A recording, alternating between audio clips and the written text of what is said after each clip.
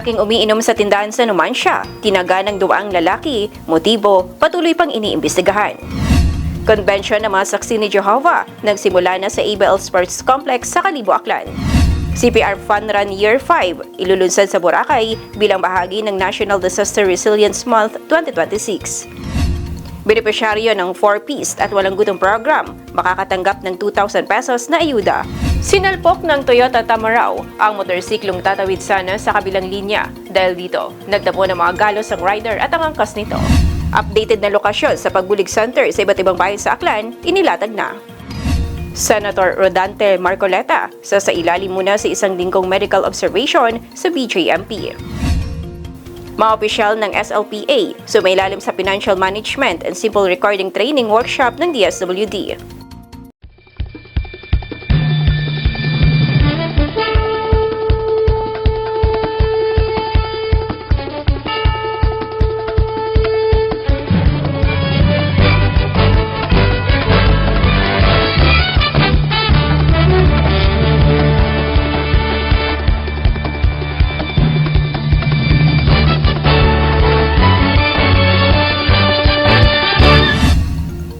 Magandang hapon, probinsya na Aklan. Sa mga Kalibo Cable subscribers at mga Aklanon sa buong mundo, ito ang Kalibo Cable News. Sabay tayong napapanood sa Kalibo Cable TV Community Channel Facebook page at Community Channels 1 and 24. Narito ang mabalitang aming nakalap ngayong araw July 17, 2026.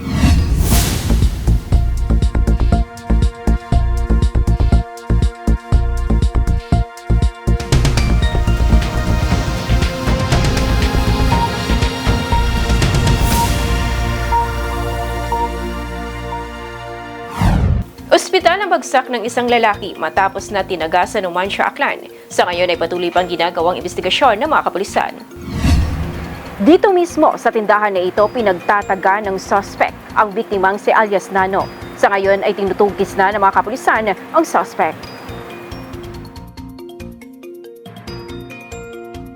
Nagtamo ng mga sugat sa magkabilang kamay ang isang lalaki matapos siyang tagain habang umiinom sa isang tindahan sa barangay Huyaw-Huyaw, Numancia, Aklan kagabi. Kinilala ang biktima sa alias na Nano, 36 anyos at residente ng barangay Alipuros, Numancia. Sa eksklusibong panayam ng Kalibo Cable News Team kay Police Captain Eulogio Pano Jr., hepe ng Numancia Municipal Police Station, nakikipag-inuman umano ang biktima sa dalawa nitong kasama nang biglang dumaan ang isang lalaking armado ng patalim at walang babalang tinaga ang biktima.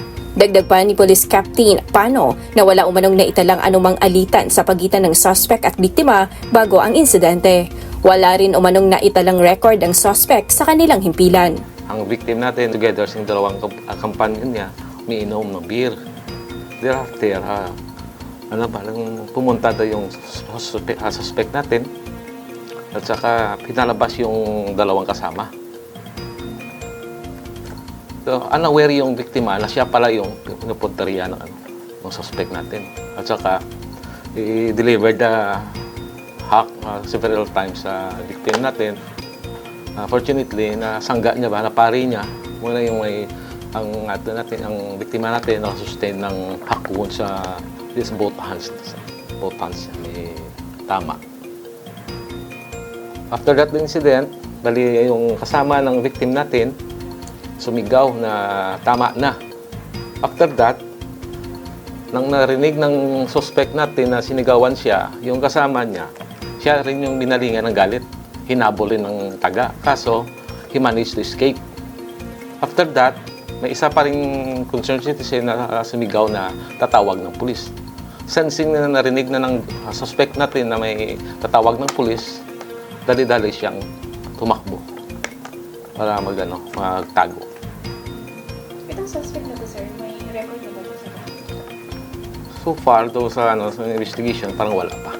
Further investigation disclosed ng investigador natin na yung biktima ng interview siya, di rin alam kung ano yung dahilan bakit siya tinaga ng suspect natin. Ayon sa salaysay na may-ari ng tindahan, agad nilang isinara ang pintuan. Anya, nagtangkang pumasok sa loob ng kanilang maliit na tindahan ang biktima at ang suspect, habang ang isa pang kasama ng biktima ay nagtago sa loob ng tindahan na nagdulot ng matinding takot sa kanilang pamilya. Hanggang sa kasalukuyan, sinabi na may-ari ng tindahan na nananatili silang nangangamba para sa kanilang kaligtasan dahil hindi nila kilala ang suspect. Hay rikara pag agi na rikara ang asawa gatindog. Hay gabangungon iya sa likod anang. Way mot gambong naka-shorts imaw. Rugambong nakabangungot makara iya kara sa likod. Hay hakita tagagi anong tawag asawro. Tagum talibong. Oo, talibong nakita na gausli ay nakabatsag ako ng asawa nga medyo si may something ta ay syempre may giinom iya rikara agmay matawhay rikara bi mo tumindog ay akong isip ka masarado la tay mao basi kung magkagulo pa nga niya madagahid kami rin akon man na doon hambay victim akon man na doon sabay tindog rikaro pag tindog karon linabo paggabo ka na bago ron lagabo ka na, ang asawa ni Gieri Kara, saktong ginamakara sang asawa ruportahan. Dahil nga ka lang gatindog, dumagan paso dito, diretso sa kwartos, mga unga na akon. Hindi pag bati kong may sangag, gumualin doon, nagmakaw na kanito sa kusina. Hakita ko ng asawa struggle, sarat kurtahan niya, ginapungan niya. Hindi ka mo iya, may sang asawa, mag-uwi ka mo, may mga unga kami, may sang asawa. Hindi ako man, nag-instinct man akong buligan ang asawa, basi makasugod. Agratong sambilog nga kay galing kay makunito man makunto iyak tingguha guwan uwi kami iya pagdagahigamen akon kanay ako nabing unang isip santat ang tatlo nagrambol kadang tatlo kasi wa man nabiyat ibang tawo tag time nga niya nagsuod ako segundo malang kadali-dali nga hay nang wa man na nang mag-uwi ka man na nang buligi ako wa man na kami kakira kato ako sunadan da kami pag-uon man ako basi mamatay ako ito sa buwa di mata nang hambay. Siyempre matabig, sarado naman ito sa likod doon. Sarado naman ito sa likod. Alin natabo, may nag-agyo, may nag-abot ko no rin ang hambag. Binunok kanya ang hambag, binunok man akong kaibahan. Ruin anang hambal, binunok ko no. Hay, ruin ito nga gabo, tangan mo. Tapos ay, doon no kung saan mata ng agturo, suspect ron, pumanaw. Tapos ang bilo ng kiba ni karang nagalingkod di kara. Dumagan pa agturo di katuag. Linapog na pangan robote tredos tatlo robote tredos ngoni sambilog nung habilag wa pa ni bago ng gitsan nga abot sangkiri pang rubuhin it inom luwin ita tapos ay gapilit yun dahil sugod ito sa sugod may mga dugo ito ron may mga gagalat among mga baligya kanang wa gaya lang victim gapilit sugod ginasipti naman siguro sa kasi syempre may tama unimaw ay kami mag-asawa syempre amo nga instinct man protektahan among mga unga. Siyempre, kung makasuod man suspect, pati kami dagasa, tigtog, may mga unga, kami mga maintok, among mga unga. Grabe ro trauma nga ging-create kamo, hindi ta kami katugog. Di waon kami kihapon ang linaha nga pagkaon haaywan pero sa sobrang nervyos namon umuli kami sa piyak namong bagay. Iya haaywan do pagkaon, wa kami kakaon. Agam mao nga ging pasipti ko ta inuli ko ta ito sa ako mga inlo sa piyak nga barangay. Sa ngayon, nasa ospital ang biktima at patuloy na nagpapagaling. Patuloy namang nagsasagawa ng manhunt operation ang Numancia Municipal Police Station upang matunton at maaresto ang suspect.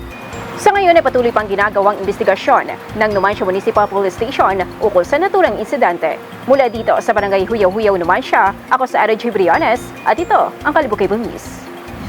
Nagsimula na ngayong araw ang 3 araw na konbensyon ng mga saksi ni Jehovah sa ABL Sports Complex sa Kalibo, Aklan. May detalye sa balitang yan, si Andy Narce. Narito tayo ngayon sa ABL Sports Complex dito sa Kalibo kung saan formal nang nagsimula ang unang araw ng 3 araw na convention ng mga saksi ni Jehovah. Mula pa kaninang umaga ay patuloy na dumarating ang mga delegado at bisita sa ABL Sports Complex sa Kalibo, Aklan upang makibahagi sa unang araw ng 3 araw na convention ng mga saksi ni Jehovah. Sa pagbubukas ng convention ngayong Biyernes, tampok ang iba't ibang talakayan at mga video drama na nakabatay sa Biblia. Layunin ng mga ito na ipakita kung paano makatutulong ang mga turo ng Diyos at ni Jesucristo upang magkaroon ng tunay na kaligayahan at pag-asa sa gitna ng mga hamon sa buhay. Ayon kay Gualberto Gonzalez, focal person for Western Visayas, layunin ng convention na magbigay ng mga aral kung paano mapanatili ang kaligayahan sa gitna ng mga pagsubok at kung paano makamit ang tunay na kaligayahan sa buhay. Dahil rayang convention ay dahil gid sa kung paalin kita mangin aton ro uwat katapusan nga kasadya gani gina future ya Pero parte sa kung paano naton mapanatili ro kasadya ag kung paano magpabilin nga mangin masadya despite of mga problema naton sa kabuhi. May mga Bible dramas ang drama nga mayad nga balita base kay Jesus ginpagwa na kaina ang part ng episode 4 ag tapos sa sunod nga adlaw episode 5 ag episode 6. Raya hayro yung Bible drama parte sa mga ginobra ni Jesus kat iya pa imaw sa yugta para mga tawo ay mabuligan ag mapabilin nga mangin masadya. Inaasahan din nilang aabot sa mahigit 4,000 delegado ang dadalo sa 3 araw na convention na magtatapos ngayong linggo. Sir, rayang regional convention ay para gid man riya sa Aklan. Pero gina-expect man namon nga mag-attend ang nasa northern municipalities rayang Antique, halimbawa ang Libertad, Pandan, mga nearby municipalities sa kaiping naton nga mga probinsya. Sa makaron gina-expect namon attend ro mga 4,000 ka mga delegates. Ayon naman sa ilang dumalo, inaabangan nila ang taunang convention dahil sa mga espiritual na aral at gabay na makukuha nila rito. Oo, excited kid kami kasi sa convention, ipag-on ro 3 ka episode, ro mayad nga balita base kay Jesus. Agraya hay gin-translate, kagindab sa inakyanon mismo nga lengguwahe, sa atong lokal nga lengguwahe. Ngani mas maintindihan naton daya. Very special gid kamon ro raya nga convention para kamo mga saksi ni Jehovah. Every year ginaabangan gid namon ra kasi sayod namon nga may amon nga ma-benefit sa raya nga convention. Makabuli gid kamon para mangin masadya. Na-expect kong na ma-feel ko gid ro love ni Jehovah ag ni Jesus kakon ag kamon tanan kasi hay may mga reminders kung paano maging better person, mga paalaala para magkaroon manami nga ugali para maskin bukod manami ro situation hay masadya agi hapon ro situation and relationship with family and friends. Samantala, ibinahagi rin ng isa sa mga dumalo ang kanyang inaasahan sa convention at ang dahilan kung bakit patuloy siyang nakikibahagi rito taon-taon. Hello po, ako po si Steph Martisano, taga Batan, Aklan. Every year po akong nag-a-attend ng regional convention ng mga saksi ni Jehovah. Ina-expect ko sa 3-day convention na po ito ang kung paano po ako maging maligaya despite sa mga problema natin sa buhay. Pinapaalala sa atin ni Jehovah at ni Jesus na maging positibo at mga Bible principle po tayong matutunan. Nagagalak po ako na matutuhan yung mga aral sa Biblia na tinuro ni Jehovah at ni Jesus na kung paano tayo maging masaya sa ating buhay kahit na may mga problema tayong pinagdadaanan. Masaya po ako dahil translated po sa inakanon, sa language by heart po natin, yung mga matutunan natin sa ngayong araw na ito. Inaanyayahan ni Gonzales ang publiko na dumalo sa natitirang 2 araw ng convention na magtatapos ngayong linggo. So, akong gina-invite ro general public. Raya nga convention ay open para sa tanan regardless of religion, regardless of race. Ag bisan ano ro estado naton sa lipunan. Welcome kamo tanan sa raya nga convention. Ag sigurado gid nga pag natambungan ninyo raya nga convention, abo kamo it mabuoy nga mga references kung paalin nga mangin masadya, mapanatili ang pagiging masadya. Libre raya, agwa raya it pagpangulikta nga pag-obrahon. Mula dito sa ABL Sports Complex, Andy Narsec, Kalibo Cable News. Bilang bahagi ng pagdiriwang ng National Disaster Resilience Month 2026, magsasagawa ang Municipal Disaster Risk Reduction and Management Office Malay ng ika-5 taon ng CPR Fun Run sa Boracay Island. May didali sa baliting yan, si Raymar Chudosio. Nakatakdang idaos sa Hulyo 18 ang Milestones of Resilience CPR Fun Run Year 5 na inihahandog ng Municipal Disaster Risk Reduction and Management Office o MDRRMO ng Malay bilang bahagi ng pagdiriwang ng National Disaster Resilience Month. Magsisimula ang pagpaparehistro ng mga kalahok bandang alas 5 ng umaga habang ang ceremonial gun start naman ay ganap na alas 6 ng umaga. Magsisimula ang ruta sa Boracay Rock sa Station 1 tutungo sa Jerez Grill sa Station 2 at magtatapos muli sa Boracay Rock. Bukod sa fun run, tampok din ang mga heart-safe checkpoints kung saan matututo at magpapakita ng mahahalagang kasanayan ang mga kalahok tulad ng DRRM Trivia Challenge, Hands-Only CPR Challenge, Bleeding Control and Bandaging Station at Resilience Pledge and Commitment Wall. Ayon sa MDRRMO Malay, layunin ng programa na higit pang palakasin ang kahandaan ng komunidad sa oras ng sakuna, isulong ang malusog na pamumuhay at patibayin ang pagkilala sa Boracay bilang isang CPR ready-to-risk destination. Samantala, maaaring voluntaryong mag-avail ang mga kalahok ng Philippine Red Cross Personal Accident Insurance na nagkakahalaga ng 150 pesos sa oras ng pagpaparehistro. Sa ikalimang taon ng programa, inaasahang marami pang mamamayan at turista ang makikilahok upang matuto ng mga kasanayan upang makapagligtas ng buhay at makiisa sa pagsusulong ng isang ligtas, handa at matatag na pamayanan. Raymar Chidosio, Kalibo Cable News. Benepisyaryo ng 4-piece at walang gutom program makakatanggap ng 2,000 pesos na ayuda. May detalye sa balitang yan, si Julie Rizales. Makatatanggap ng hanggang 2,000 pesos na one-time assistance ang mga kwalipikadong benepisyaryo ng Pantawid Pamilyang Pilipino Program o 4-piece at Walang Gutom Program. Ito ay matapos i-anunsyo ni Pangulong Bongbong Marcos Jr.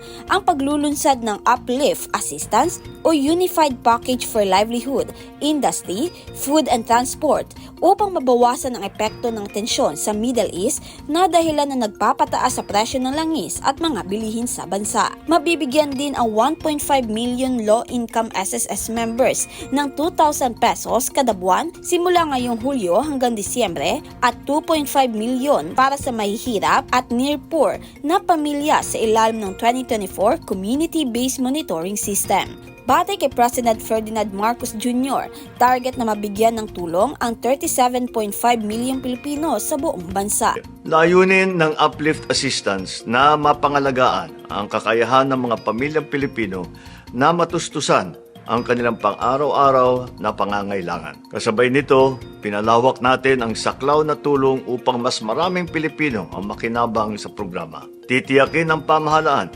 na maipagkaloob ang tulong na ito na mabilis, maayos at mas maginhawa para sa mga Pilipino sa pamamagitan ng digital na pamamaraan. Sa ating pagkakaisa at pagtutulungan, mapapanatili natin ang katatagan ng ating bansa at maisusulong ang isang mas maunlad na kinabukasan para sa lahat sa ilalim ng isang bagong Pilipinas. Maraming salamat po at magandang araw po sa inyo lahat.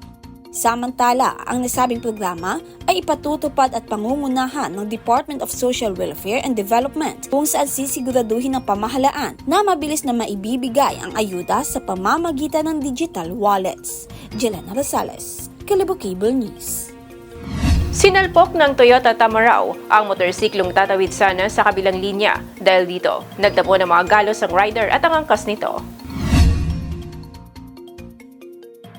Nagtamo ng galos ang rider at angkas nito matapos silang mabangga ng Toyota Tamaraw habang tatawid sana sa Barangay Poblacion Banga bandang alas 4:30 ng hapon nitong Webes. Sa investigasyon ng Banga Municipal Police Station habang binabaybay ng Honda Click na motorsiklo ang kalsada at nang sinubukan nitong tumawid sa kabilang linya ay bigla na lamang itong sinalpok ng Toyota Tamaraw. Nagtamo ng mga galos sa iba't ibang bahagi ng katawan ang 20 anyos na rider at ang kanyang angkas na kapwa-residente ng Barangay Candelaria, New Washington. Sa verifikasyon ng mga otoridad, napag-alamang walang maipakitang driver's license ang rider. Dahil dito, pinatawad siya ng citation ticket dahil sa pagmamaneho ng walang lisensya.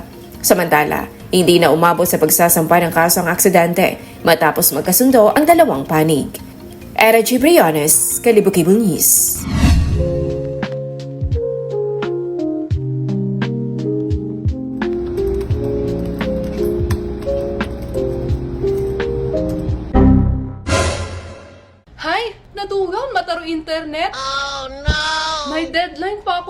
Ay, katagamat Hindi nakagawa ng research dahil nawala ng internet. Magkalibukable na kasi.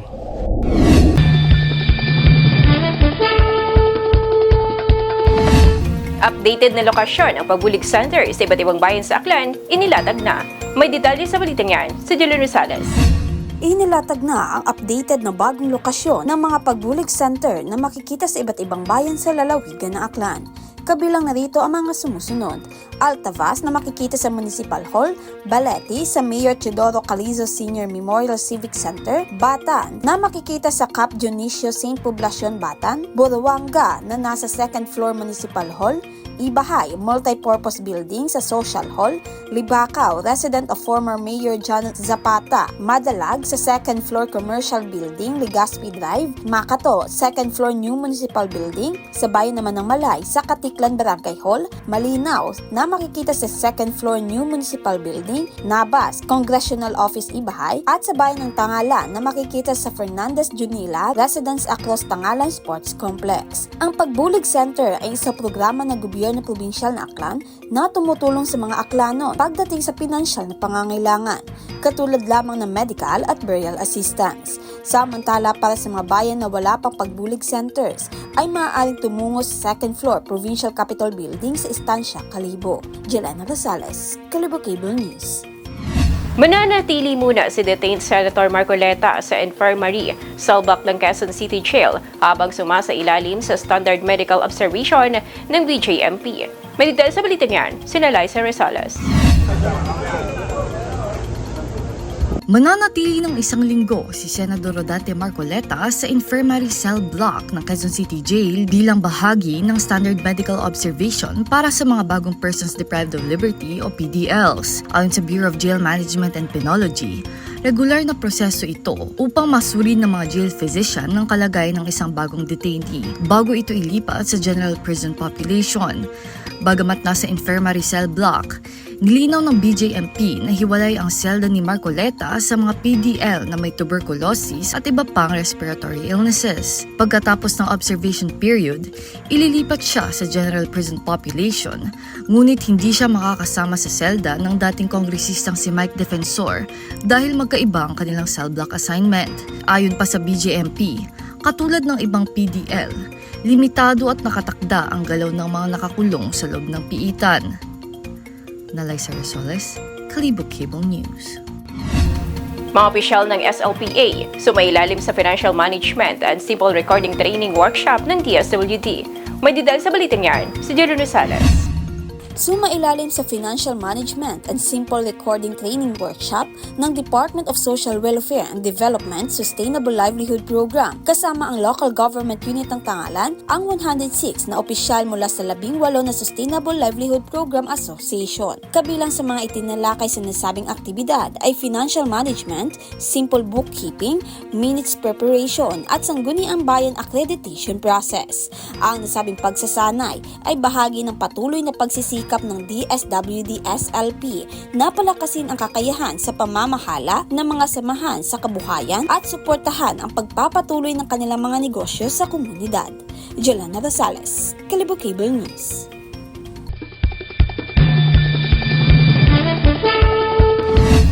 At iyan ang mga balitang nakalap ngayong araw. Maraming salamat sa iyong panonood. Ito Sara G. Briones at ito ang Kalibo Cable News.